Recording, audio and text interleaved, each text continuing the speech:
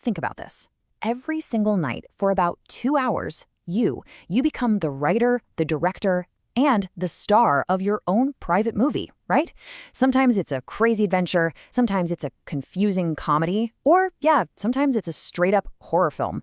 But we all do it. We all dream. It's something every human shares, and yet it's still one of our biggest mysteries. So to really get into this, I want to start with a story. It's about a single dream that didn't just feel real. It actually, and I mean literally, reshaped our modern world. Okay, so picture this. It's 1862. There's this chemist, Auguste Kekule, and he is just wrestling with this huge problem, the structure of benzene. It's this molecule with a really weird ratio of atoms, 6 carbon and 6 hydrogen, and nobody can figure out how they all fit together. He was at a complete dead end. So he's totally frustrated, right? He just turns his chair to the fire and kind of dozes off. And as he's sleeping, he has this vision. Atoms and molecules are just dancing in his head, and then they start morphing into snakes. And then one of these snakes coils around and bites its own tail, forming this perfect circle. He wakes up with a jolt, and it clicks. That's it. The snake biting its tail. Benzene wasn't a straight chain of atoms, it was a ring. This vision, this dream, it solved the whole puzzle. And just like that, it laid the foundation for all of modern organic chemistry. I mean, what a monumental leap forward, right? And here's the crazy part. All of that, it came from a nap, a dream. Which, of course, forces us to ask the really big question, the one people have been wrestling with for thousands of years. Why? Why do we dream? All right, so let's take a look at how our whole quest to understand dreams has changed over time. It's a pretty wild journey, actually. It takes us from ancient kings all the way to Freud and now deep into the brain itself. For most of human history, we were convinced that dreams were messages. I mean, way back, you had Mesopotamian kings writing their dreams down on wax tablets. Then the ancient Egyptians created these whole dream books to figure out what the symbols meant for everybody. Fast forward to 1900, and you get Sigmund Freud saying dreams are this window into our subconscious desires. But today? Well, today science is asking a completely different question. We're less focused on what dreams mean and way more interested in what they actually do. And that's the fundamental shift right there. We've gone from seeing dreams as this kind of mysterious code we need to crack, a hunt for hidden wishes, to seeing them as a vital biological function. So the question we're asking has changed from, what is my unconscious trying to tell me, to what does my brain actually need to do right now? So what does our brain need? Well, modern neuroscience has some pretty fascinating ideas about all the secret work our brain is doing while we're off in dreamland. Okay, so theory number 1 is a big one. We dream to remember. Think of it like this. Everything that happens to you during the day is kind of fragile. It's just sitting in your brain's short-term memory. Dreaming might be the process of your brain sorting through all that stuff, replaying the important bits to strengthen the connections, and basically filing them away into long-term storage. And check this out, there's actual hard data to back this up. In one study, they had people learn a really complex 3D maze. The ones who took a nap and actually dreamed about the maze, they performed up to 10 times better when they tried it again. So dreaming isn't just passive rest, it's active learning. But okay, here's a twist.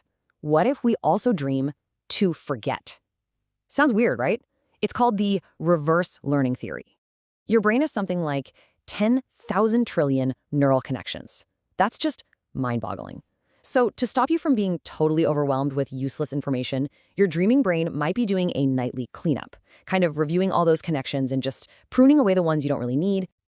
Okay, theory number 3 is that dreams could be a kind of overnight therapy. See, during REM sleep, that's when most of our really vivid dreams happen. The stress chemicals in our brain are way less active. And this might let us reprocess tough or painful memories without all that intense emotional baggage attached. It's like taking the sting out of a bad experience so we can start to heal. And of course, we have to talk about problem solving. We started with Kekule's story, and this is exactly it. Because our dreams aren't tied down by logic or, the laws of physics. They can explore all these wild connections in scenarios that our waking brain would just dismiss as ridiculous. It's like a sandbox for creativity, where a snake biting its own tail can suddenly unlock a scientific revolution. And this idea isn't just for scientists. The author John Steinbeck put it perfectly. He called it the Committee of Sleep.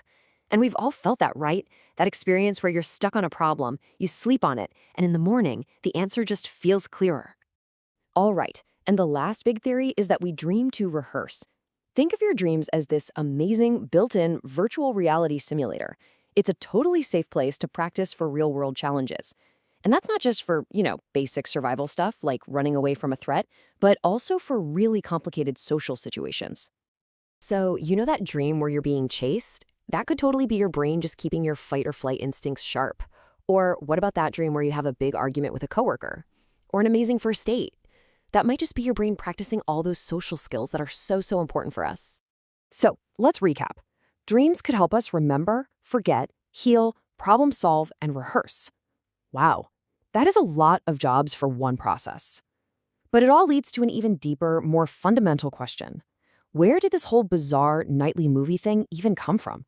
Why did it evolve in the first place?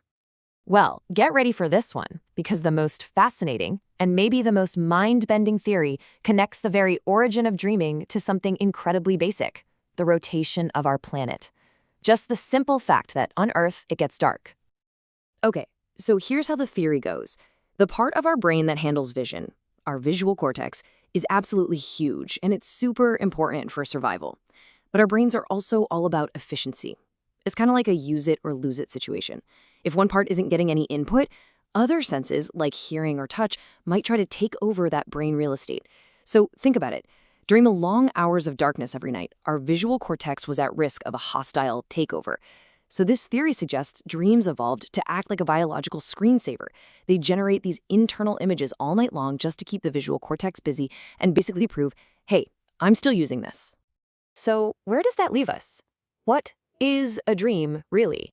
Is it a memory file, an emotional healer, a threat rehearsal, a creative engine, or is it just a biological screensaver to keep our visual system from being rewired? The honest truth? We don't have a single answer. It might be one of these things, it might be all of them, or it could be something we haven't even thought of yet. And that's what's so incredible. Tonight, you'll get to conduct your own experiment. You'll close your eyes and step right into one of the greatest mysteries science is still trying to solve. The only question is, what are you going to discover?